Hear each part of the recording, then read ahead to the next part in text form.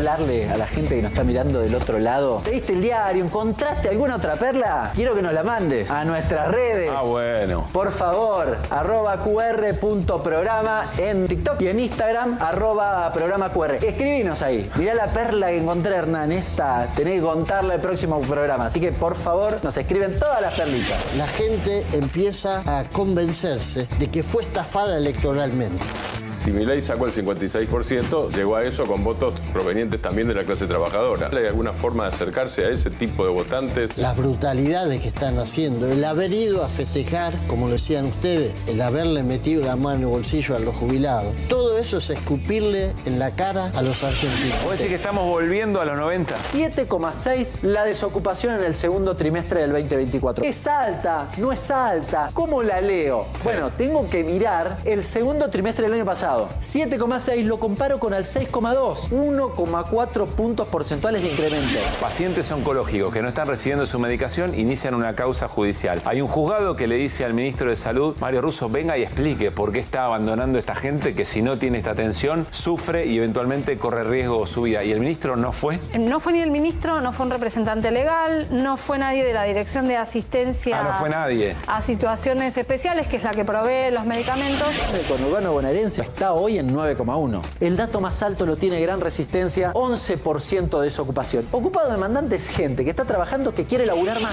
Yo les quería preguntar, ¿cuál creen que tiene que ser el lugar de ustedes y del sindicalismo en general en la movilización en la calle? Nadie se fue antes de la plaza. Hicimos el acto, leímos el documento, estuvieron los compañeros y compañeras, cantamos el himno y todos sabíamos que nos teníamos que llevar la mayor cantidad de gente porque no queremos que los actos terminen cuando Bullrich desde las pantallitas donde está mirando diga ahora empiezan a reprimir.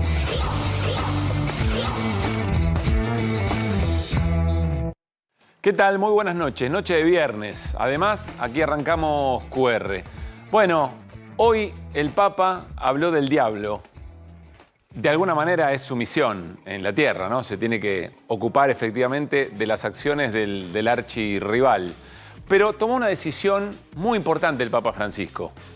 Tomó una decisión de jugar políticamente en la realidad argentina que me parece no había tomado de otra manera, o por lo menos no la había tomado hasta este momento. Sí es cierto, siempre una referencia, quizá elíptica, pero en términos conceptuales, de lo que significan las expresiones más ultras del capitalismo, siempre del lado de los movimientos sociales, de los más vulnerables, de los sectores más castigados por los sistemas en todo el mundo. Pero nunca como hoy. Lo vamos a repasar más tarde, un tramo muy difundido ya en la Argentina, en las redes sociales, por supuesto aquí en A24, en los canales de televisión, referido a la represión puntual, un comentario muy puntual sobre la represión o las políticas represivas para los sectores más vulnerables, sobre todo jubilados y jubiladas, y la referencia al gas pimienta. Hablo del diablo. Lo metió dentro de su relato. Uno podría decir que el Papa también metió la cola en algún punto de esa manera, porque sabe que está tomando una decisión muy, muy importante en este sentido. Pero queremos detenernos en la apertura de QR en una definición del Papa Francisco que quizá no es la más picante, la más ratonera para los resúmenes de noticias, pero sí para prestarle atención en términos conceptuales y a ver de quién está hablando. Vamos a compartirla, acompáñenme. Esta es la foto. Este es el Papa Francisco en una reunión con movimientos sociales en el Vaticano y que va a dejar también una definición interesante. Pero a ver si podemos compartir esta placa. Esta es una textual del Papa Francisco. Yo sé que puede ser en televisión acompañar una lectura, pero presten atención. Sin embargo, dice Francisco, los frutos de la prosperidad económica no se reparten bien. Está hablando de la distribución de la riqueza. Esta es una realidad evidente que si no se modifica va a engendrar peligros cada vez mayores. Si no hay políticas, buenas políticas, políticas racionales y equitativas que afiancen la justicia social para que todos tengan tierra, techo, trabajo, un salario justo y los derechos sociales adecuados, la lógica del descarte material y el descarte humano se va a extender, dejando a su paso violencia y desolación. Ahí vamos al segundo párrafo, pero reflexionemos. El Papa Francisco está diciendo, primero, política, es decir, Estado. está hablando de la distribución de la riqueza, está hablando de la intervención, de la regulación, de cómo se genera riqueza. Y está hablando sobre todo de violencia, que si eso no ocurre va a haber violencia, que todo termina en violencia. Y cuando habla de justicia social, ustedes saben, la definición del presidente Javier Milei respecto de justicia social es que es una aberración. Vamos al segundo párrafo, que elegimos. Lamentablemente, muchas veces son precisamente los más ricos los que se oponen a la realización de la justicia social o la ecología integral por pura avaricia. Disfrazan esta avaricia con ideología, pero es la vieja y conocida avaricia. Entonces, presionan a los gobiernos para que sostengan malas políticas que los favorecen económicamente. El diablo, aquí nuestra referencia y nuestra apertura, entra por el bolsillo, no se lo olviden. ¿Por qué nos parece interesante este segundo párrafo también? Primero porque habla de los sectores que más se han beneficiado de políticas que efectivamente se han tomado. No está diciendo ni contra los empresarios, de hecho en un momento dice los empresarios son muy importantes, generan inversión, generan trabajo. No está hablando de los empresarios, está hablando de los sectores realmente ricos del mundo, pero en una referencia muy concreta a lo que está pasando en la Argentina. ¿Y qué dice? Disfrazan esta avaricia con ideología, pero es la vieja y conocida avaricia. Presionan a los gobiernos para que sostengan malas políticas. Quiere decir que aún aquellos que todo el tiempo están diciendo que no tiene que haber Estado, que la política es mala, que las regulaciones son malas, hacen política. Y también utilizan al Estado para tomar otras decisiones, para intervenir de otra manera. ¿Para qué? Para incrementar su riqueza. Esto es lo que está denunciando el Papa Francisco. Y es un movimiento original, porque le está hablando, se lo camufle como se lo camufle, le está hablando directamente a las políticas de Javier Milei. Abiertamente, porque además se refiere a un episodio, al episodio de la represión contra jubilados. Es una manera de increpar directa y abiertamente al gobierno de Javier Milei. ¿Qué va a ocurrir a continuación? No se sabe. El Papa tendrá otra referencia. Veremos, en todo caso, qué decisiones toma la Iglesia en la Argentina y los obispos muy comprometidos y que vienen haciendo mucha crítica sobre las políticas de Javier Milei. ¿Qué hizo el gobierno? A través del vocero presidencial dijo, bueno, nosotros lo respetamos al Papa Francisco, pero no estamos de acuerdo.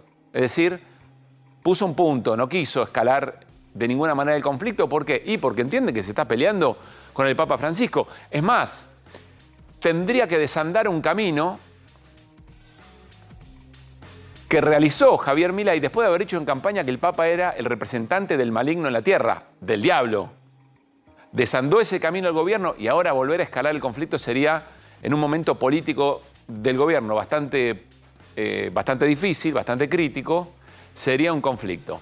Vamos a repasar varias definiciones del Papa Francisco en un rato con la mesa de QR, pero presten atención a esta perlita que encontramos. Dale.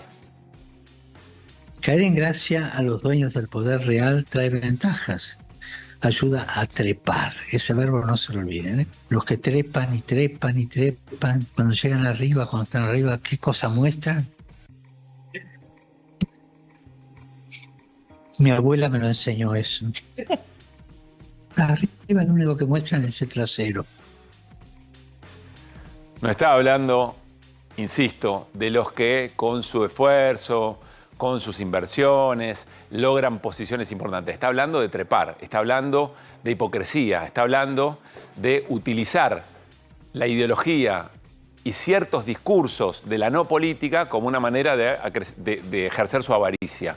Y cuando trepan y suben, lo que le muestra al resto de los que se despegan es la cola, dice el Papa Francisco, incluso muy cercano con quienes lo estaban escuchando. Así arrancamos QR esta noche y, por supuesto, con las voces del día.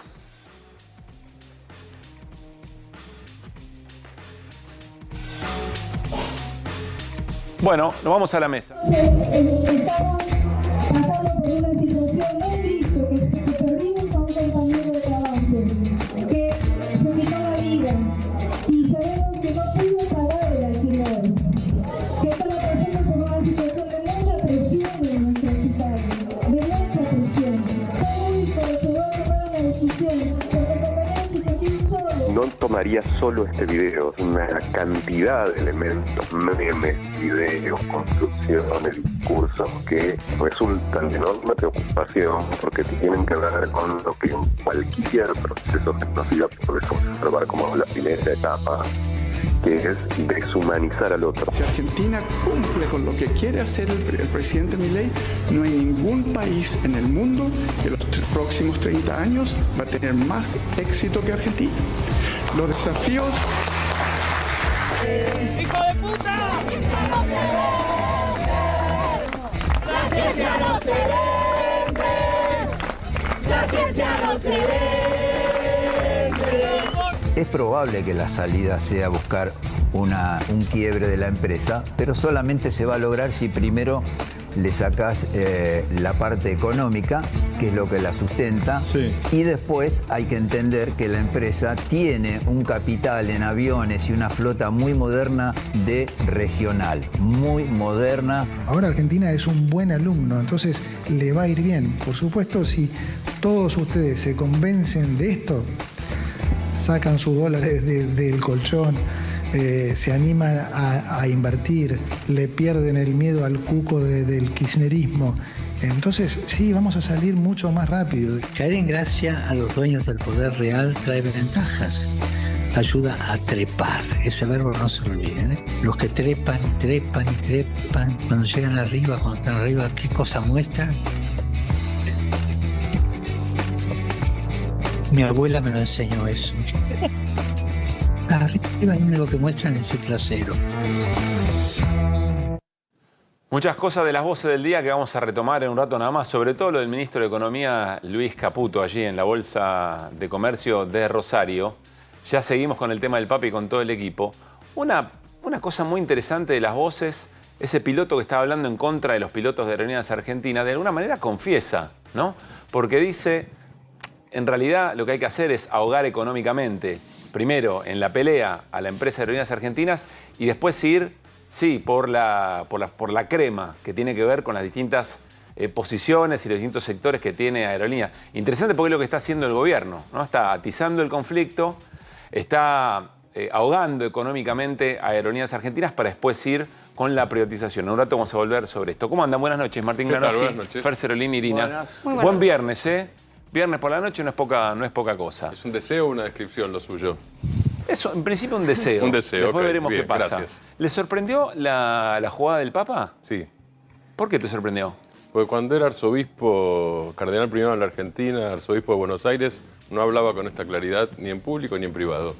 En ninguna de las dos formas. O sea, como Papa viene largándose, vamos a decirlo coloquialmente, sí. Pero lo de hoy es especialmente puntilloso, puntiagudo. Coincidís que tomó una decisión de jugar, sí, claro, y de jugar fuerte. Claramente, muy fuerte. Con algunas cosas que después son para, sí. Es para estudiarlo completo, es interesante. Bien. Hay una nueva teoría, hay una teoría sobre el tema del odio, después me gustaría desarrollar eso, pero efectivamente nunca habló así. Ahí escucho a Fer y a Irina. Vamos a compartir algunos tramos más de este encuentro del Papa Francisco con movimientos sociales. En este caso dice: el diablo metió la cola. A ver. El silencio frente a la justicia, frente a la injusticia, abre paso a la división social. Y la división social abre paso a la violencia verbal. Y la violencia verbal a la violencia física. Y la violencia física a la guerra de todos contra todos. Y ahí está la cola del diablo.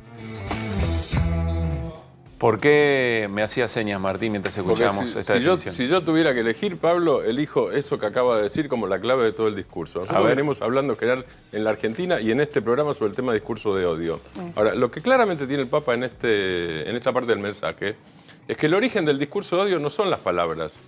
El origen del discurso de odio tiene una base social, y la base social es injusticia y división social. Agrego un dato. Hace un año, por lo menos, que a quienes lo visitan, el Papa viene regalando un libro que se llama Síndrome 1933. No está en castellano, está en italiano y en inglés, y es de un historiador italiano, Sigmund Ginsburg, y es cómo Hitler llegó al poder. Se trata nada menos que de eso, pero no. ¿Ese es el libro que regala el Papa Francisco a quien lo visite? Sí. ¿A todo el mundo? A mucha gente. Te pregunto esto porque me parece que hay un contraste con esto que vemos hoy, con la visita reciente de Sandra Petovelo.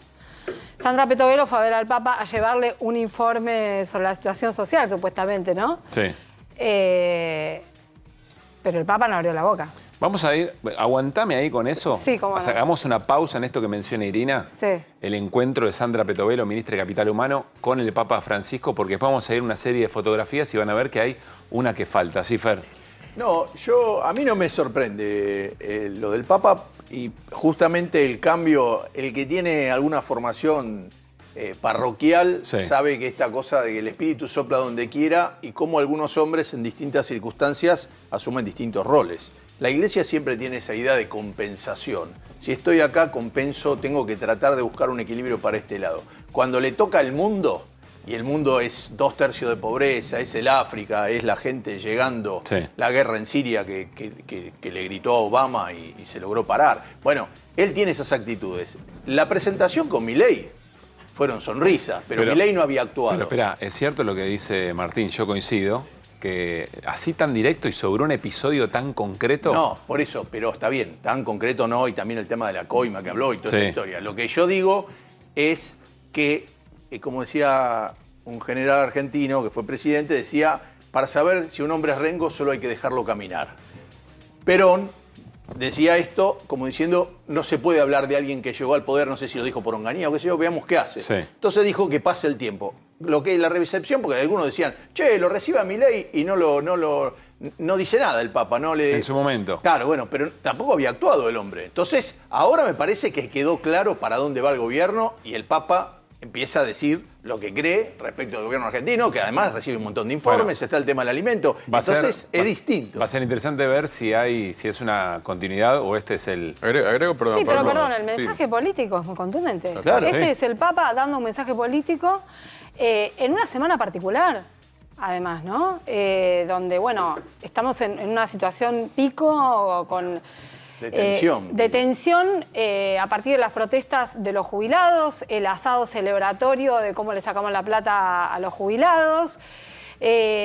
Bueno, varios temas en términos de la protesta social y de la decisión represiva que tiene este gobierno, ¿no? El fallo de la Corte sobre Matov y sobre Santos, que creo que se encuadra en lo mismo. Quizá otras decisiones que pasaron más inadvertidas, de alguna de ellas vamos a hablar en un rato. Pero digo, el Papa eligió un contexto para dar un mensaje político que pone un límite, o que intenta por lo menos poner un límite y decir, no pueden pasar de esto, ¿no? Y habla también, hace referencia a, uno diría, la esencia de lo que buscan los movimientos sociales, que tiene que ver con tierra, techo y trabajo de esta forma. Tierra, techo y trabajo son derechos sagrados. Que nadie les quite esa convicción a ustedes, que nadie les robe esa esperanza, que nadie apague los sueños. La misión de ustedes es trascendente. Si el pueblo pobre no se resigna,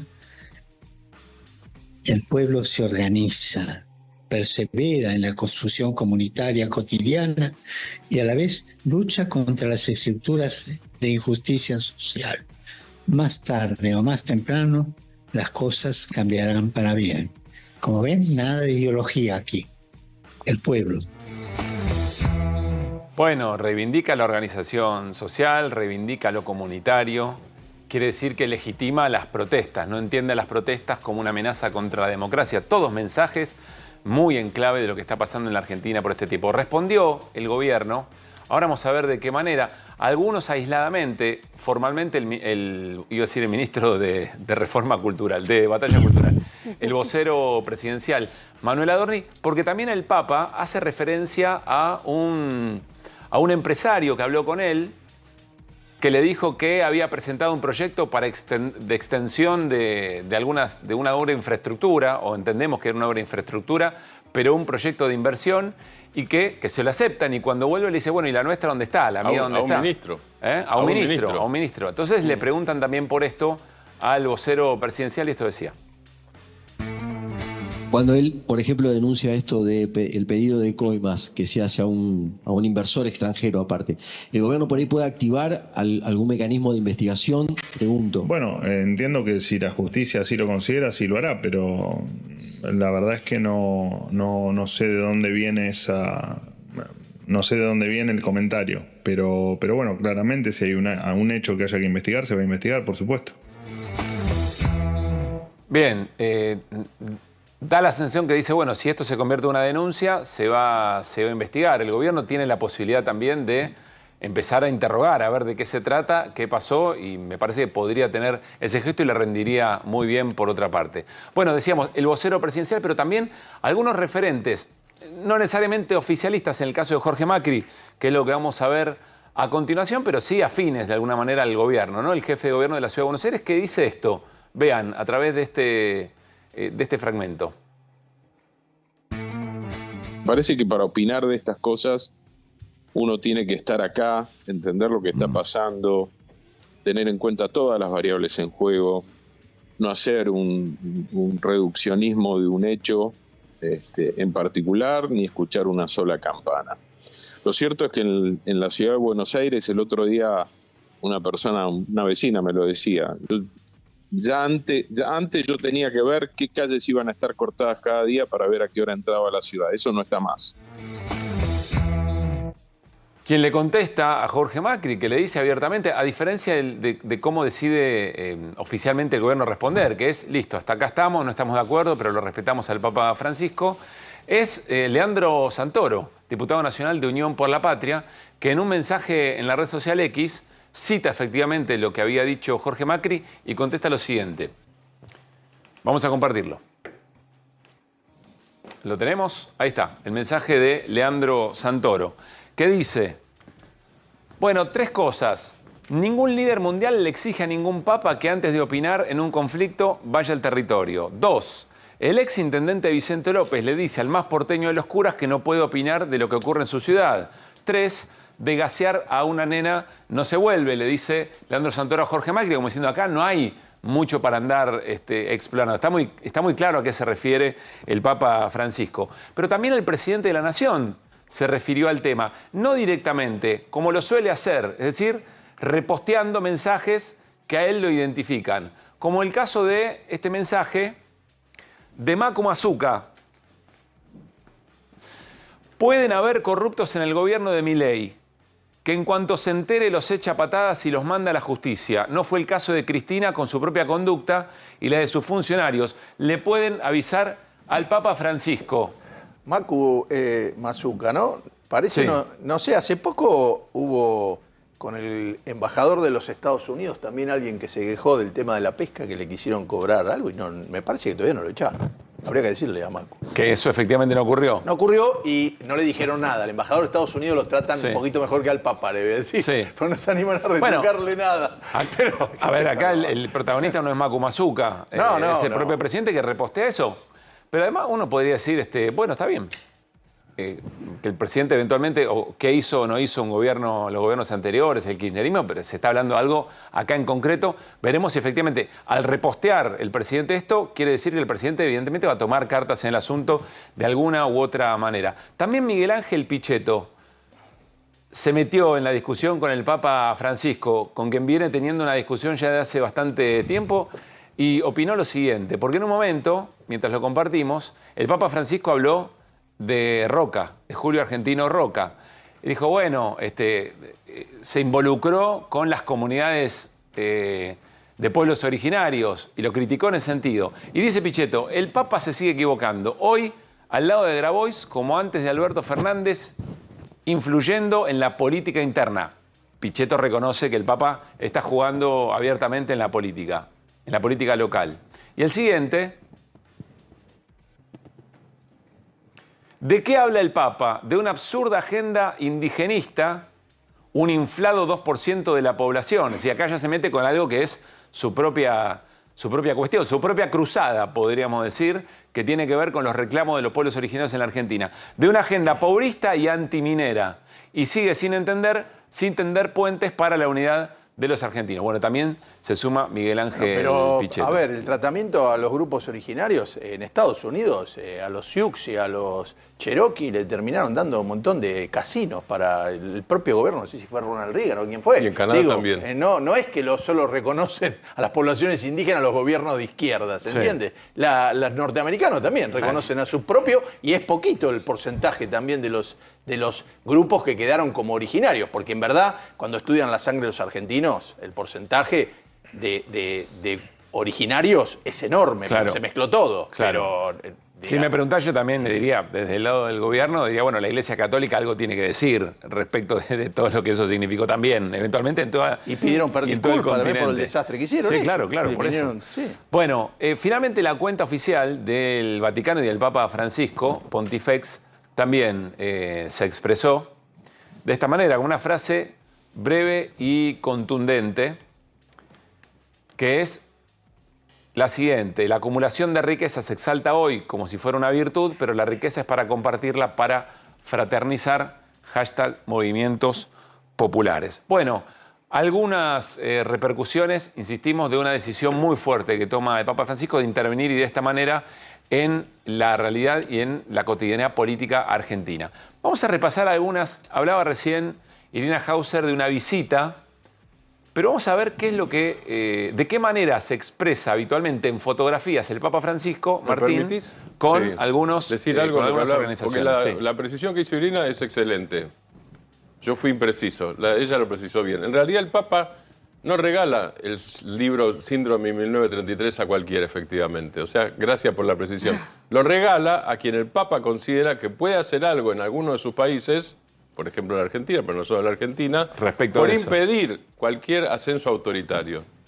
Está bien. Buena precisión y gracias. A ver, ¿cuáles son las imágenes que te llamaron la atención para pensar de qué manera el Papa juega también con fotografías que difunde y cuáles no?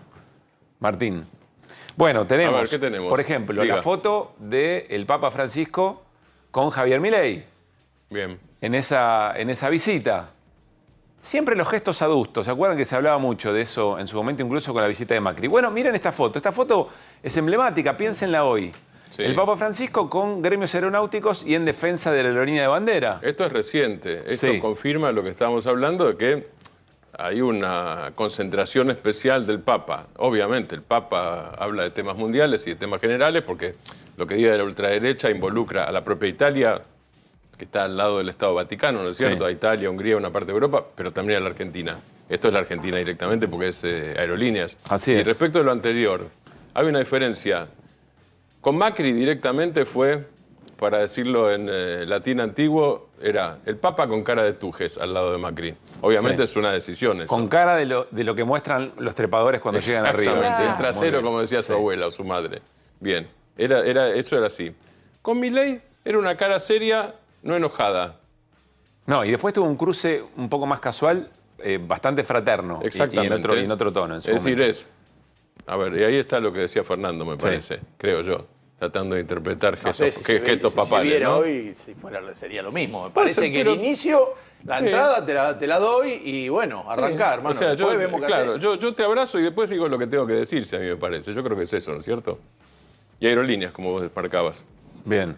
Bueno, y ¿Qué hay más una tercera fotografía que es con la dirigencia de la CGT. Evidentemente el Papa Francisco también dando una señal en este sentido. Bueno, decía Irina, se vio con Sandra Petovelo, la ministra de Capital Humano.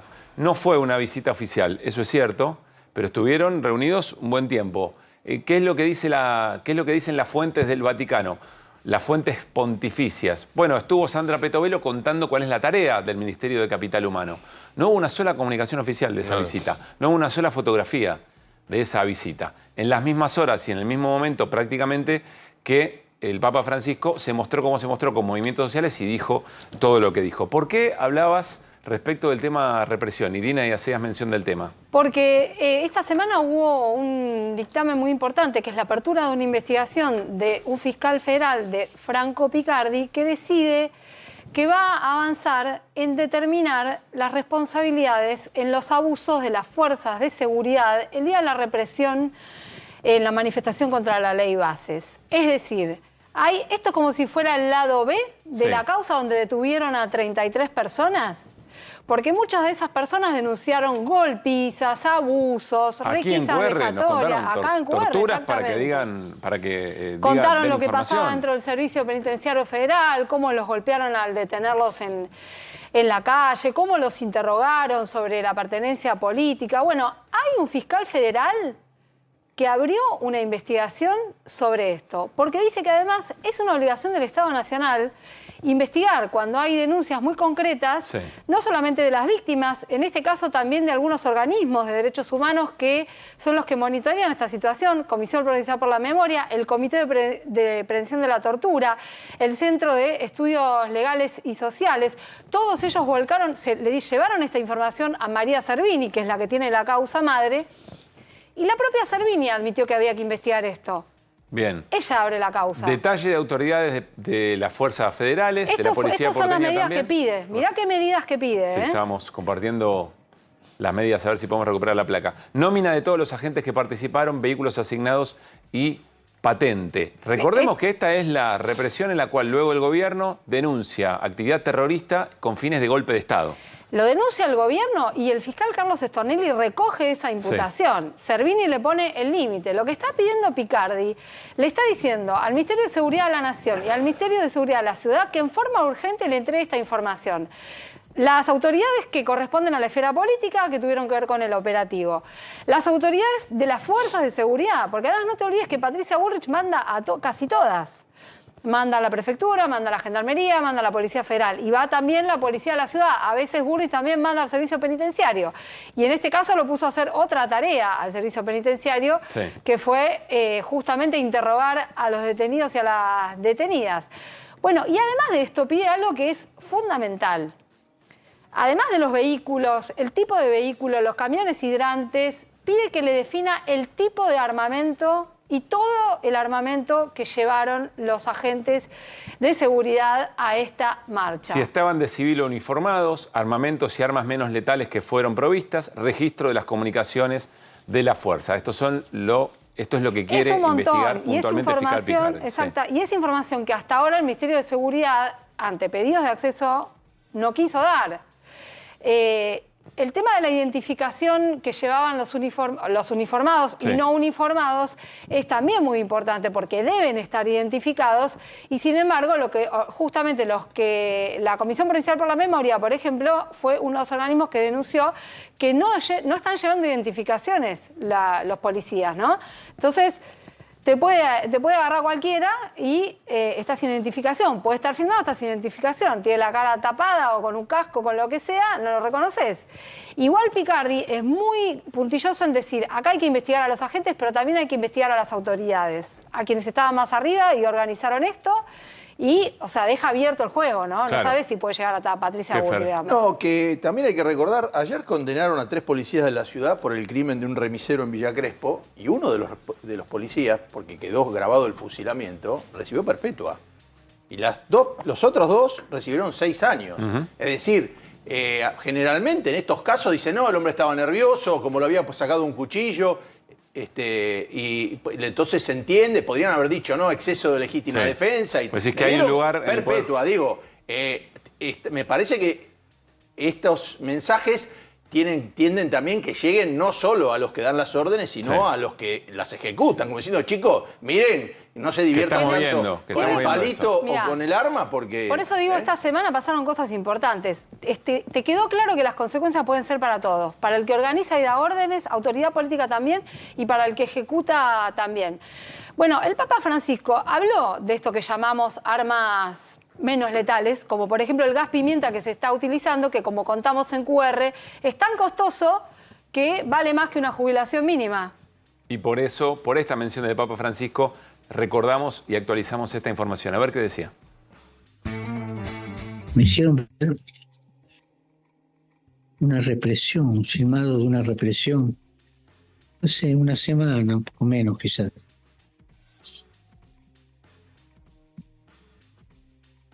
Obreros, gente que pedía por sus derechos en la calle. Y la policía la rechazaba con una cosa que es lo más caro que hay. Ese gas pimienta de primera calidad. Que no tenían derecho a reclamar lo suyo. Porque eran revoltosos, comunistas. No. Y el gobierno se puso firme. En vez de pagar justicia social, pagó el gas pimienta, le convenía. Ténganlo en cuenta eso. Le convenía, dice el Papa Francisco, por si a alguien le queda alguna duda, que estaba hablando de la Argentina, que estaba hablando de estos días y que estaba hablando de las decisiones políticas y las prioridades que toma el gobierno de Javier Milei. Nos vamos a ir a una tanda. Al regresar, Fer Serolini nos va a contar por qué el campo está en su peor momento y eventualmente cómo actúa.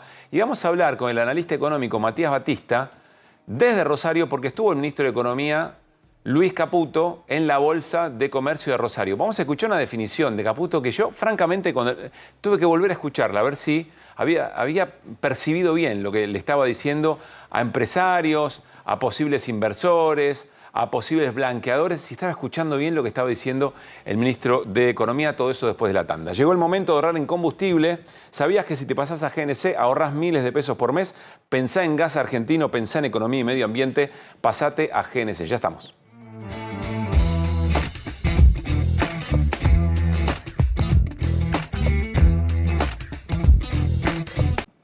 Fernando Serolini es el personaje más extraordinario que podemos tener en ¿Qué el quiere equipo. decir eso? La gente no entiende nada. No, que iba a contar a gente? continuación que nos sacó mucha carcajada en el corte para un viernes a la noche. Es maravilloso. Gracias, Fer. Casi me pone triste. Gracias, Fer, por estar. Me hice reír un poquito. Bueno, a ver, vamos con Fer Serolini. Y dice Fer Serolini, es el peor momento del campo. Caracterizá, Fer, o argumentá esta definición. Yo quiero decir esto porque a mí hay momentos en que viene la puja distributiva, entonces te dicen, che, se está esperando que el derrame, el goteo, que a los de abajo le caiga algo, pero vos ves que hay gente que está ganando. Yo lo que sostengo es que este modelo que está implementando Javier Milei, salvo para 2 o 3 grupitos muy chicos, es un desastre para todos. Está jorobando la vida cotidiana de la gente y está destruyendo capital.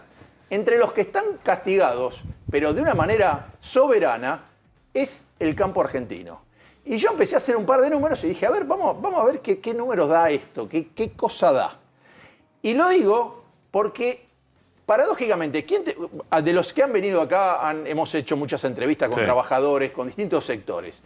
Los sectores que más cayeron, cuando te hablan del CONICET, de los docentes de la UBA, de los empleados ¿cuánto perdieron? Estatales, ¿cuánto perdieron desde que empezó Milei a hoy? Decime más o menos qué es lo que te recordás. El peor registro que tenemos es del empleado público, 50% más o menos. ¿50? Sí. Bueno, por eso.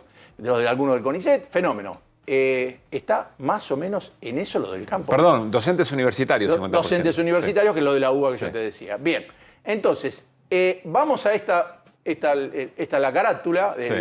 Por el atraso cambiario y la caída del precio de la soja, el campo argentino en su peor momento. Y yo lo voy a sostener, lo voy a mostrar cómo se produce, qué está cobrando el campo de lo que vende y la caída brutal que ha tenido. Vamos a verlo. Empezamos acá, yo tengo la plaquita que la veo ahí, cotización de la tonelada de soja en el mercado de Chicago. Acá hay una caída internacional del precio de la soja. El 1 de enero estaba en $468 y el 30 de agosto estaba en 372. Vamos a tomar el 30 de agosto porque son datos cerrados con inflación y todo. Si no seguimos después, ahora subió un poco, pero a la vez el dólar bajó bastante en el mes de septiembre. Un montón bajó. Entonces vamos a hacerlo hasta el 30 de agosto. Consolidada hasta el 30 de agosto, 20,5%. 20,5% cayó el precio de la soja internacionalmente. Acá, en la Bolsa de Rosario, capaz que hay una variación, el 15 porque es distinto cómo se cobra, pero tomamos esto porque siempre los gráficos que se muestran son estos. Bien. Cotización de la tonelada de soja en el mercado de Chicago, ya está. Pasamos a la próxima plaquita. Evolución del dólar blend. ¿Qué es el dólar blend? El dólar blend es el 80% al dólar oficial, que es lo que se cobra la tonelada de soja, y el 20% al contado con liquidación. El 1 de enero de 2024 el dólar blend daba 841 pesos. El 30 de agosto daba 1017. Quiere decir que en el año el dólar blend subió 20,9. ¿Cuánto bajó la soja? 20,5. Digamos que uno empató al otro. ¿Empatamos? Sí. Entonces te queda todo el tema de la inflación a vos. Sí. Es decir, ¿qué haces con tu salario si fueras un docente? ¿O qué haces con lo que te da el campo si sos un productor o alguien que alquiló el campo? ¿Cuál es tu porcentaje de utilidad? Claro, bien. Ahora veamos. La inflación acumulada de enero a agosto da 94,8.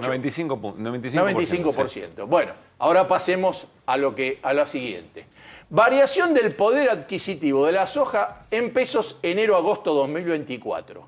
Con lo que vos vendías una tonelada el 1 de enero, Sí. para poder hacer lo mismo en pesos, que sería combustible, semillas, maquinaria, si vos explotás tu campo, con lo que vendías una tonelada, lo que podías hacer con una tonelada de soja, hoy tenés que vender 1 tonelada, 94. Tenés que vender 2 toneladas para hacer lo mismo. O sea que Pasemos- a ver, Fer, Sí. tu poder adquisitivo agrario, vamos a inventar una categoría, bajó el 100%. No, esto cayó.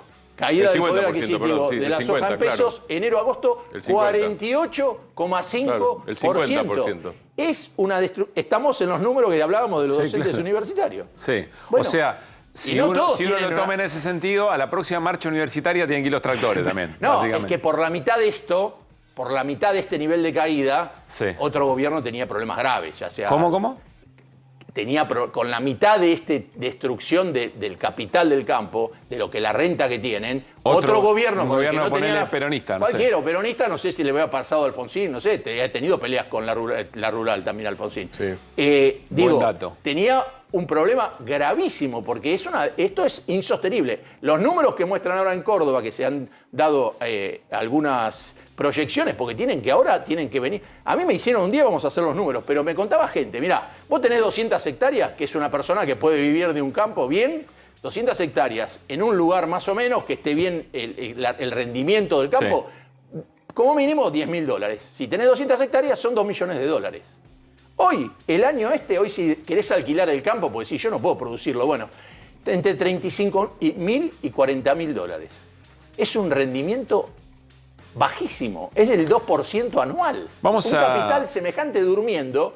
Entonces no pasaba esto. Entiendo que vos no podés hacer que si baja el precio internacional vos le vayas a ir a compensar todo. Pero la caída en un momento, el blend estaba más alto porque el CCL estaba cerca de los 1.400 pesos. Claro. Cada vez baja más el dólar, cada vez cobran menos. Eso es lo que nosotros íbamos diciendo. El gobierno, el sector agropecuario quiere que resuelvas la... Bien, pero esto solo, última que digo antes de que... explico esto. Quería que el gobierno resuelva el valor del dólar oficial con el valor de los paralelos, pero para arriba, no para abajo. Por supuesto, no. Siempre la Argentina cuando tuvo bien alguna... Eso coincido con Labaña y con todos, tiene que estar el dólar alto. Pero mire esto. Sí. ¿Cuánto cayó? 48,5. Sí. ¿Cuánto es la retención? Ellos quieren que le saquen retenciones. Sí. Si le sacan 33, todavía están 15% abajo. Es insostenible. Vamos a sumar a Matías Batista, analista económico, casi un amigo del programa, desde Rosario, para que nos ayude a analizar esto que plantea Fer Cerolini. El campo es un peor momento y después hacemos un análisis político de esa situación. Matías, ¿cómo estás? Pablo Caruso y todo el equipo. ¿Qué tal, Pablo? Buenas noches. ¿Qué tal, Pablo, equipo? ¿Cómo les va? Muy buenas noches para ustedes, para toda la audiencia. ¿Cómo andan? ¿Qué opinás del análisis que acaba de hacer Fer Cerolini sobre el rendimiento del sector agropecuario? Lo estaba observando atentamente, es muy bueno el análisis que hace Fernando, es muy conciso, muy concreto y demuestra lo que le fue pasando a cada uno de los sectores de la economía, ni hablar de la industria. La industria está en una situación muy compleja y muy delicada. Lo que quiero agregar que hoy un amigo, un colega, Fer Vuelta, me decía, es el productor hoy tiene la ventaja todavía de que ha sembrado con costos viejos.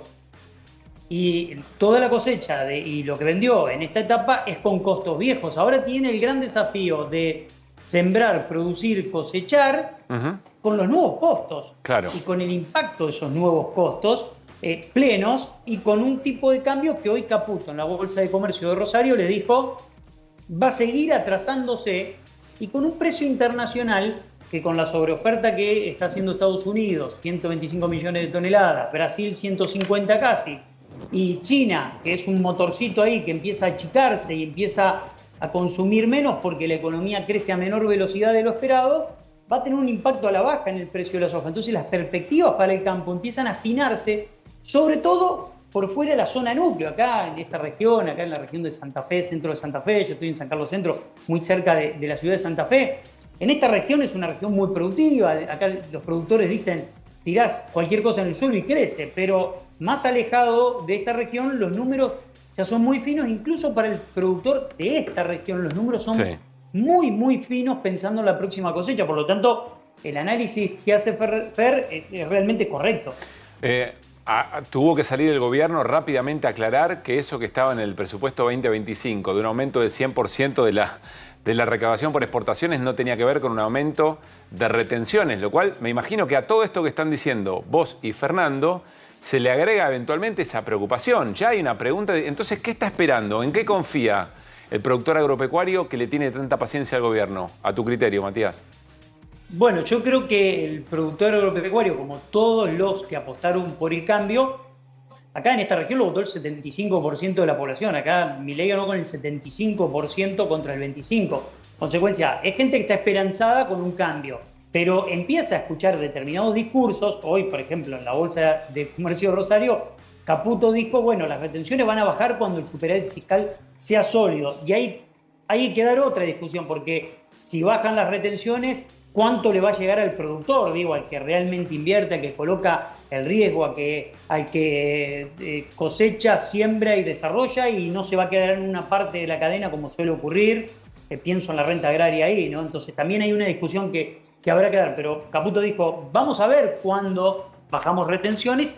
Y la discusión acá, además del atraso cambiario, que es muy evidente y muy marcado, Caputo reafirmó esa cuestión, dijo, vamos a seguir con el esquema del Cranlin-Peck del 2, y acá hubo un reclamo muy importante hoy en Rosario con las rutas. El 85% de la exportación sale de Santa Fe, sí, y la exportación sale por toda la hidrovía. Y la ruta 178, la 34, la ruta 11, son rutas nacionales, y tanto el ministro de la Producción como el ministro de Economía de la provincia de Santa Fe le dijeron al gobierno, está todo bien. Y también se lo dice la sociedad rural. Pero hagan obras. Obra pública, claro. Mínimo, claro. Mínimo. Porque los caminos se destruyen y además hay ramales ferroviarios que tienen que se continuaron y que tienen que continuarse, que vienen del norte de la provincia y que desembocan en la hidrovía, que son muy importantes, Matías, para traer la producción y sacar la producción de las rutas, ¿no? Sí, ¿cómo te va? Buenas noches. No, pero mi pregunta es que Caputo dice, amaga, ¿no?, que va a sacar impuestos, que va a mejorarle las condiciones para que lo que no viene por precio del dólar le venga por baja de impuestos.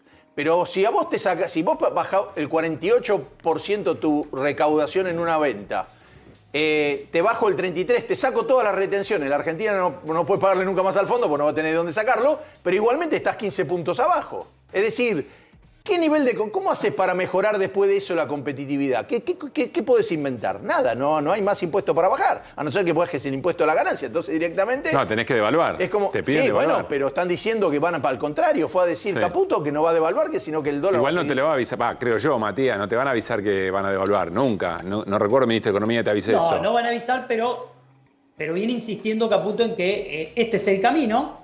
Y le voy a contestar a Fer y después voy a meter una cuestión que estuve analizando y estudiando sobre los planes de estabilización. Dale. Pero primero le contesto a Fer. Además de decirlo que el atraso cambiario va a continuar y que la Argentina se va a seguir encareciendo en dólares, anunció que no va a bajar retenciones, que eso va a ocurrir cuando el superávit esté sólido y robusto. No sabemos cuándo va a ocurrir eso. Les dijo que inviertan. Y no anunció obra pública ni desembolsos de fondos para obra pública en la provincia de Santa Fe, que es una cuestión estratégica, como decía antes, porque sale toda la producción de la provincia de Santa Fe. Entonces, ¿qué le anunció? Expectativas, que el plan macro está en marcha, que el plan macro es el que está trazado y que depende ahora del sector privado y la inversión del sector privado. Yo entiendo que Caputo quiere influir en las expectativas y quiere que las expectativas se vuelquen en inversión, porque gran parte del plan depende exclusivamente de que el sector privado invierte. Le dijo claramente, inviertan o esto no va a funcionar. Ahora vamos a ir en eso, te adelanto solamente y te escuchamos lo de los planes de estabilización. Quiero decirte que ahora vamos a hablar respecto de esto que dijo Caputo, vamos a escucharlo al ministro. Yo recién decía, Matías, tuve que escucharlo 2 veces, a ver si realmente estaba pronunciando esa frase concreta cuando pedía esa inversión. ¿Qué ibas a decir de los planes de estabilización? Bueno, estuve estudiando un informe de los planes de estabilización en América Latina de 1970 hasta la actualidad. Hubo 50 planes, el 80% de los planes salió mal, solamente el 20% salió bien, y el motivo por el cual salieron mal, esos planes tienen que ver con un excesivo atraso cambiario que es insostenible, que hace que se genere una crisis en la balanza de pagos, porque no se generan los dólares suficientes, y después se genera la crisis. Entonces, es un punto importante. Yo entiendo la necesidad del gobierno de pedirle al sector privado que invierta, pero el sector privado vio muchas películas a lo largo de la historia y siente que además de pedirle inversión, necesita un interlocutor para el campo, un interlocutor para la pyme, un interlocutor para la gran industria, y que no todo se concentre en el Ministerio de Economía con lo macro y no haya políticas públicas para cada uno de los sectores. Martín, ¿no? perdóname, ahora voy con la pregunta, pero no puedo dejar pasar el pie que nos dio Matías, hablando de los empresarios vieron muchas películas. Vamos a compartir una película con ustedes. Esto que vamos a ver se estrenó en 1982. Plata Dulce. Algunas generaciones les recomendamos volver a verla, porque casi que es un manual de los problemas económicos de un país. Parece que estuviéramos hablando de lo mismo. Y ahí volvemos sobre Caputo y lo que dijo hoy en la Bolsa de Comercio de Rosario. Dale. ¿Sabéis lo que es realmente difícil, querido Bonifati, Carlos, Teodoro? Es asumir que estamos entrando a un nuevo país, pero un país nuevo de verdad. ¿Me entendés? Se trata de un enorme cambio porque estamos entrando al mundo. Si Argentina cumple con lo que quiere hacer el presidente Milei, no hay ningún país en el mundo que los próximos 30 años va a tener más éxito que Argentina. Los desafíos... Si querer un mundo libre, tenemos que luchar por una economía libre. Ahora Argentina es un buen alumno, entonces le va a ir bien. Por supuesto, si todos ustedes se convencen de esto, sacan sus dólares del colchón, se animan a invertir. Nada de papeles, billetes. Ahí tenés. Esto para el crédito, esto para el amor, esto para los intereses y esto para los puntorios. Punitorios. 30 obreros tenía, sanitos y limpitos, y máquinas, las mejores del mundo tenía. Y ahora que tengo camisas, montañas de camisas. ¿Acaso con la camisa se puede levantar los créditos, eh? No, ¿y quién compra hoy camisas nacionales, ¿Quién? Los locos, los locos. Bueno, un juego, ¿no? De ida y vuelta. Película? ¿Cómo? ¿Cuál es de las dos la película y cuál es la realidad? La película es la de Gianni Luna Day. ¿Seguro? La que arrancaba con... Sí. ¿Seguro? Y de Gracia, por La supuesto. de Caputo, ¿no? Hay un señor que se parece a Caputo, que parece un actor, y hay un viceministro chileno, hijo de un embajador de Pinochet, de paso. Sí. Que Bueno. además es asesor de Cast, que es el pinochetismo chileno hoy. Que es como el mileísmo chileno al mismo tiempo, o algo por el estilo. Sí, tiene más buenos modales, me parece, ¿no? Un poquito. A ver, Sí, ya vuelvo a Caputo hoy. Quiero contarles que nos escribió el presidente de Coninagro, que está mirando el programa, Elvio Lausirica, y nos agrega lo siguiente respecto a lo que plantea Fer del sector agropecuario, y ya vamos con Caputo. Dice, insisto, el presidente de Coninagro, le mandamos un saludo, nos está mirando. Los costos de combustible nos preocupan. Los costos de los insumos nos preocupan. Los costos de los impuestos nos preocupan. El 47% del gasoil que utilizamos para mover nuestras maquinarias son impuestos. Y esto hace que el panorama hoy sea muy complicado. De alguna manera, el presidente de una de las entidades de actividad agropecuaria le da la razón a Fer Cerolini. Vamos a escuchar un fragmento del ministro de Economía, Luis Caputo, en la Bolsa de Comercio de Rosario, y seguimos charlando y analizando el tema con Matías Batista. Dale.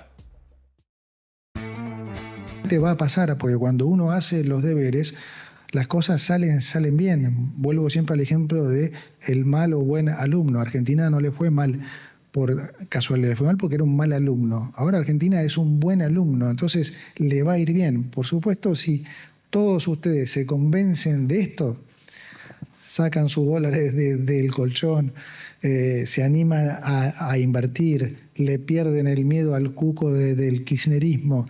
Entonces, sí, vamos a salir mucho más rápido, y de nuestro lado pueden tener la certeza que se los vamos a devolver. Es a lo que vino este gobierno. Como dice la nueva generación, me da cringe. Dicen, a ver, tres cosas, no todas para detenernos, pero como se dice, somos el mejor alumno. ¿El mejor alumno de quién? O sea, ¿quién es el maestro? Bueno, yo creo que él habla del mismo. Cuando fue mal alumno es porque el fondo le dijo, cuidá los dólares, los reventó todos y ahora se porta bien y ahora está cuidando el superávit fiscal. Sí. Pero habla del mismo, porque el que tomó la deuda y el que estaban en el momento que se tomó la deuda y el que la dilapidó. Entonces no entiendo cómo el buen Vos alumno... decís Macri 2018. No, es una cosa de loco. Bueno, segundo Es elemento, anímense, saquen la plata del colchón, pónganla acá. Y tercero, les prometemos que se la vamos a devolver. Yo creo que si hay una contraindicación para un ministro de Economía hablándole a sectores de los que depende tanto es, te lo juro que te la voy a devolver. Es muy fuerte, pero no sé qué opina Matías, que sigue, por supuesto, en contacto con nosotros. Matías. La frase es tremenda, porque son esas frases que no hay que decir y que después quedan grabadas. Esas frases no hay que decirlas y hasta en algún momento veo que lo dice con algún... Viste que hace una pausa y después... Duda, sí, hace una pausa y lo digo, no lo digo. Y bueno, hace ya una estaba. pausa y después...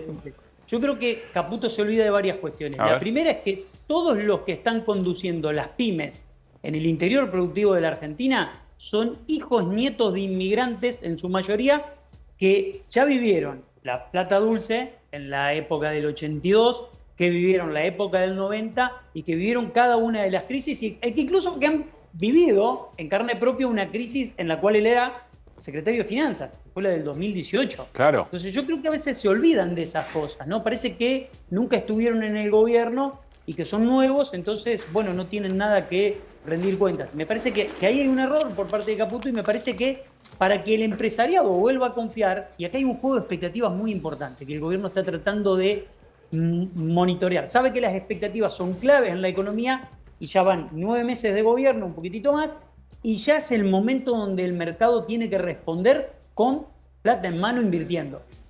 ¿A quién y ahora se ve la verdad de la cuestión. A ver, Matías, y esa es la gran diferencia. Perdón, ¿por qué ahora se ve la verdad de la cuestión?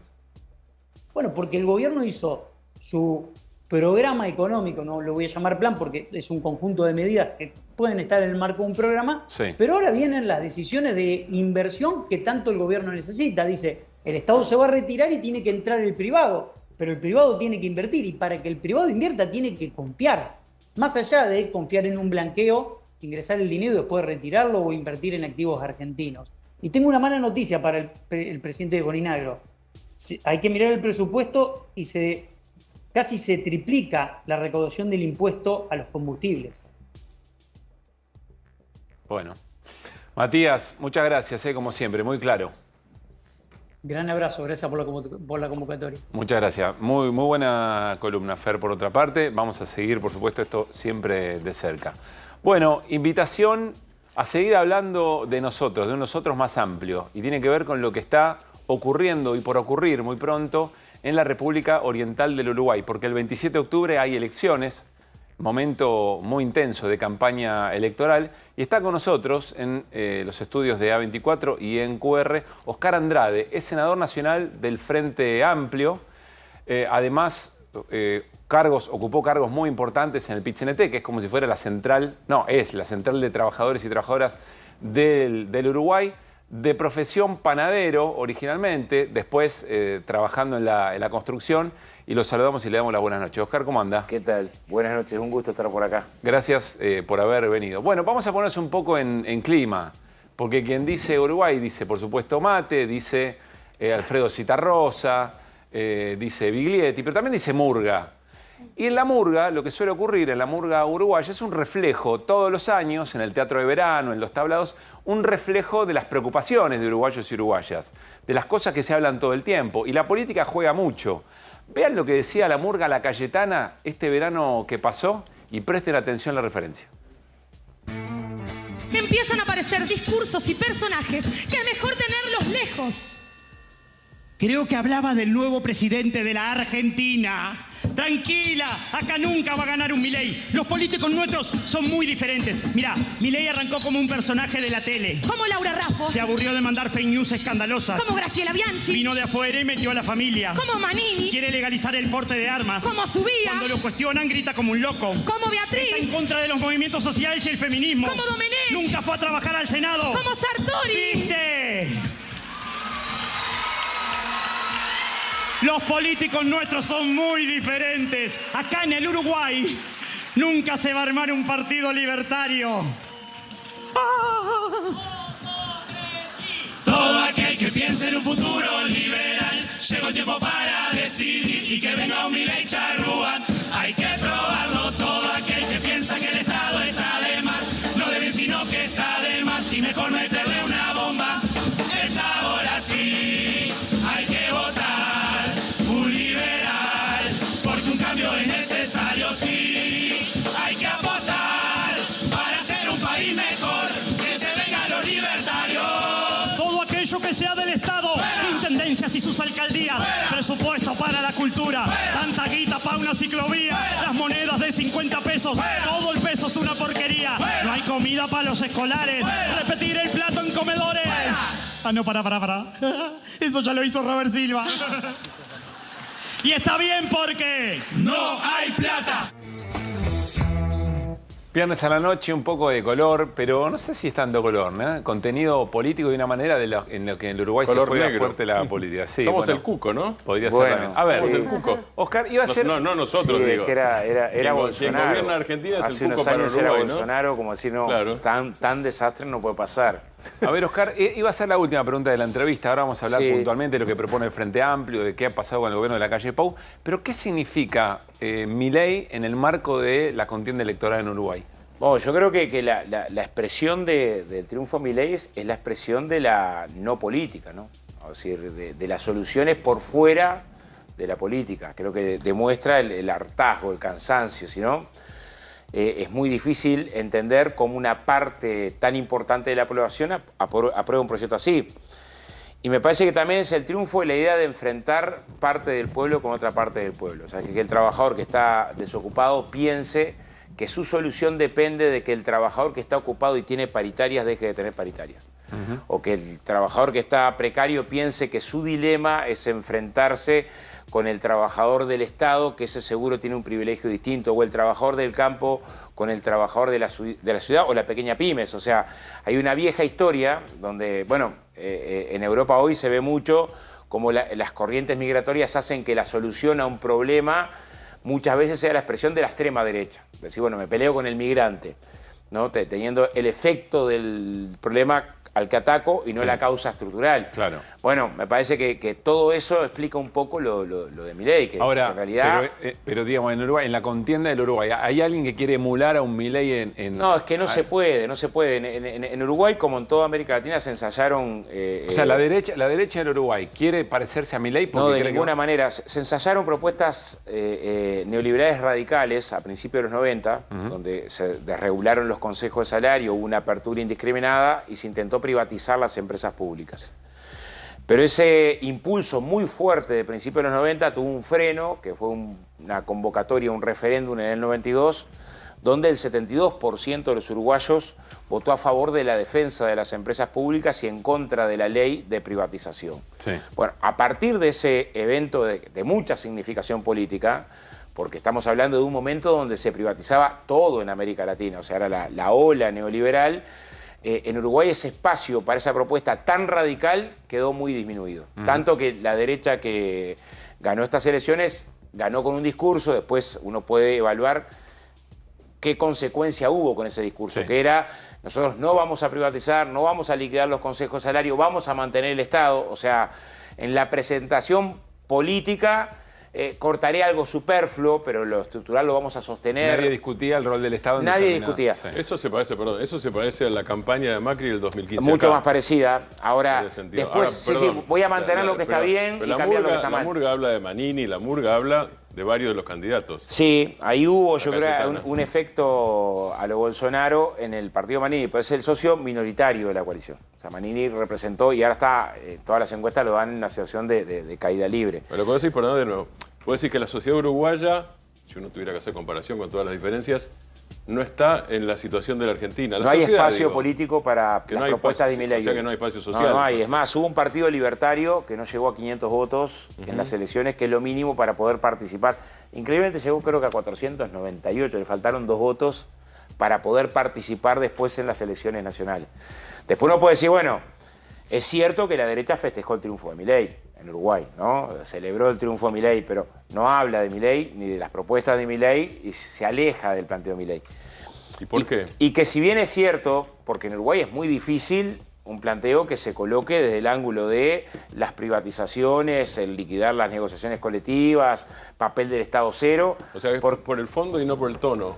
No es por la agresividad, sino por el No, fondo. a ver, en la orientación, ¿qué decimos nosotros? Bueno, en esa dirección se fue, ¿no? Decimos, este periodo de gobierno es un periodo de gobierno que no va al ritmo de lo Milei, al ritmo bruto, ¿no? Pero bueno, mira el periodo de gobierno y lo que tenés es un periodo de mayor desigualdad, donde solamente el 5% de los uruguayos es el que tiene consumo superior a lo que tenía en el 2019. O sea, 19 de cada 20 uruguayos perdió con la política económica.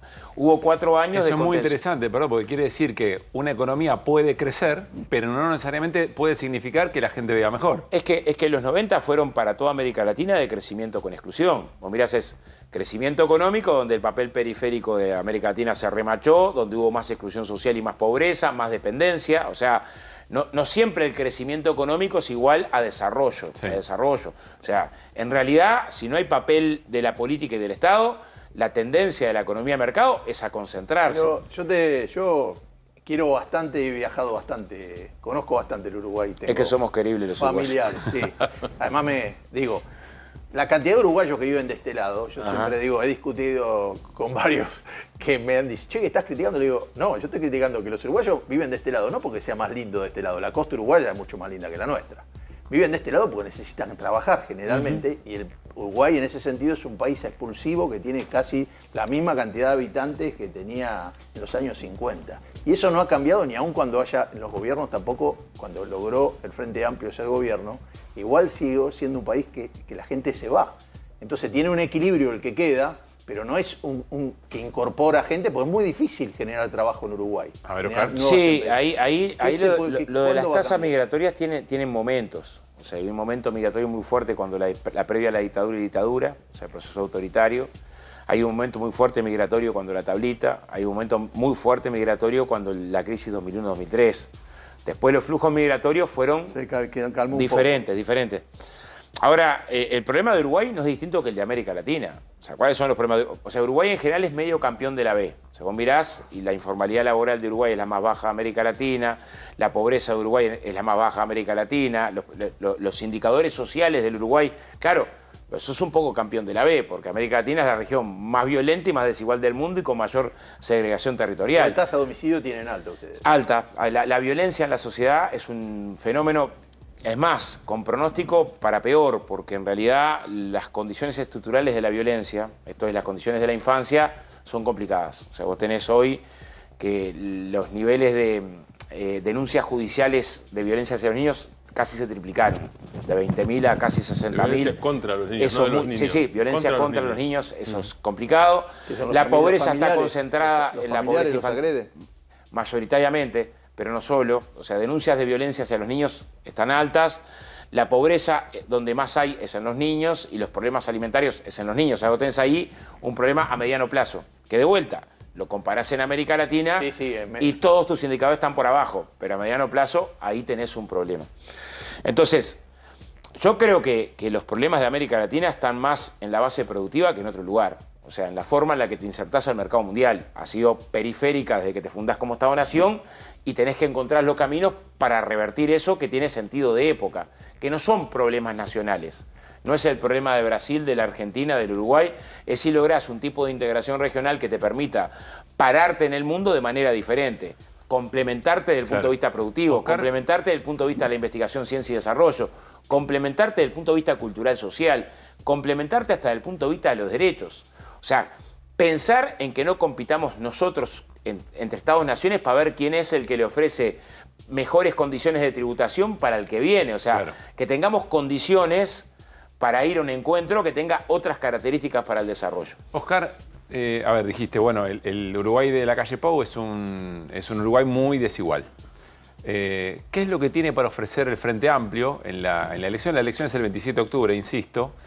¿Y de qué manera revisar lo que el Frente Amplio generó antes? Porque de alguna manera vino la calle Pau porque algunas cosas no estaban funcionando bien. Sí, yo creo que primero tenés una historia ahí para reivindicar, ¿no? O sea, el Frente Amplio asume el gobierno en el 2005 y el debate hasta en lo académico era la viabilidad del Uruguay como Estado-nación, porque era un país con una deuda del PBI de un año, que una cuarta parte del presupuesto se lo comían los intereses de deuda, con una situación social escandalosa, o sea, 2/3 de los niños en la pobreza.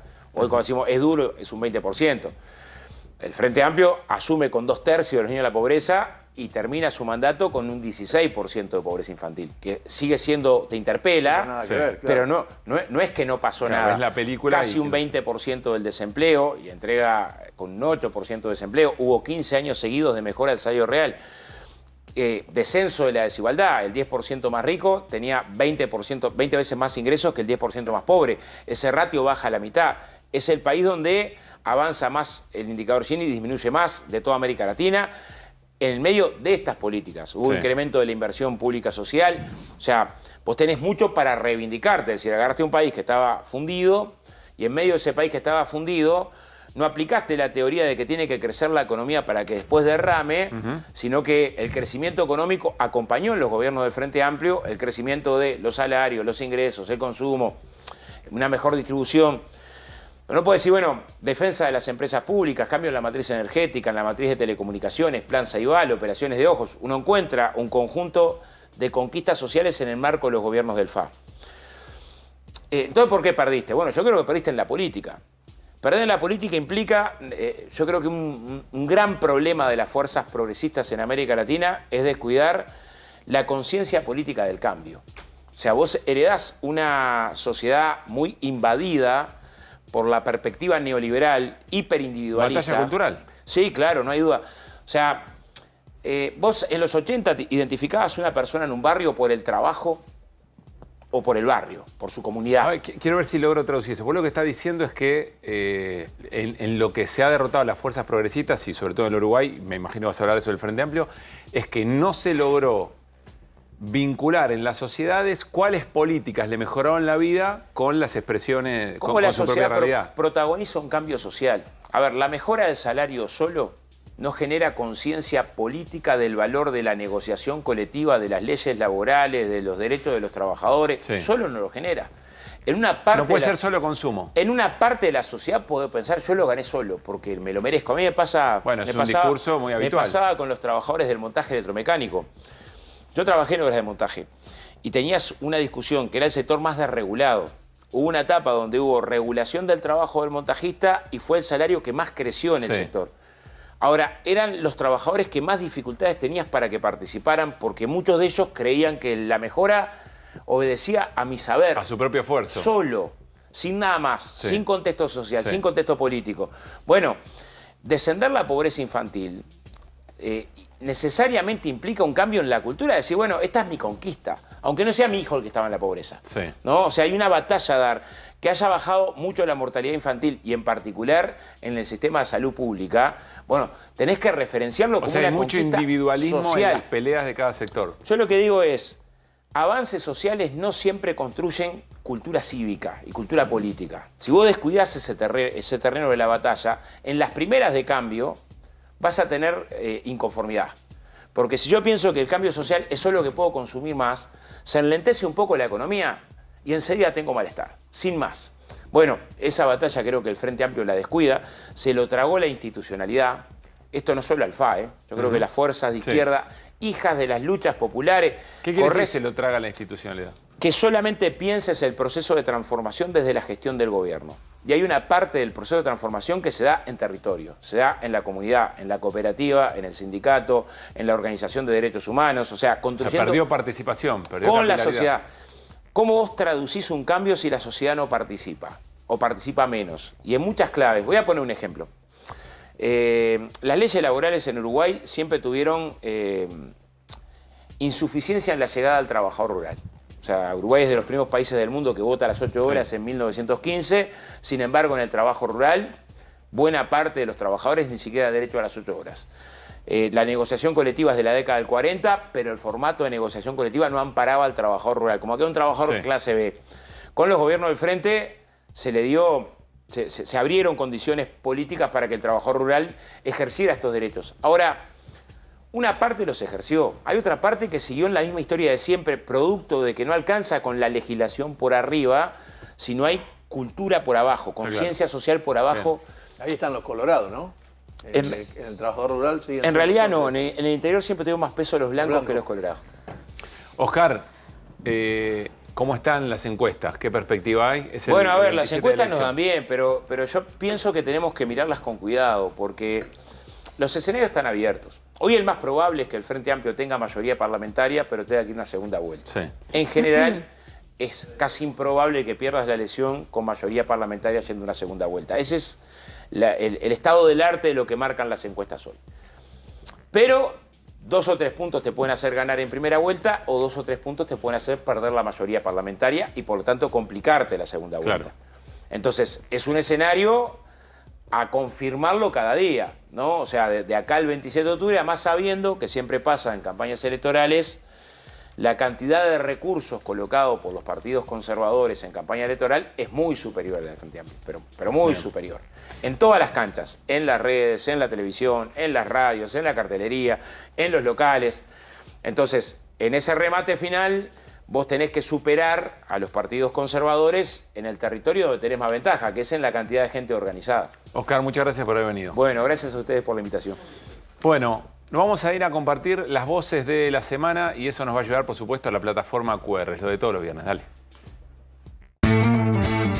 Los vetos del presidente son para ordenar la economía.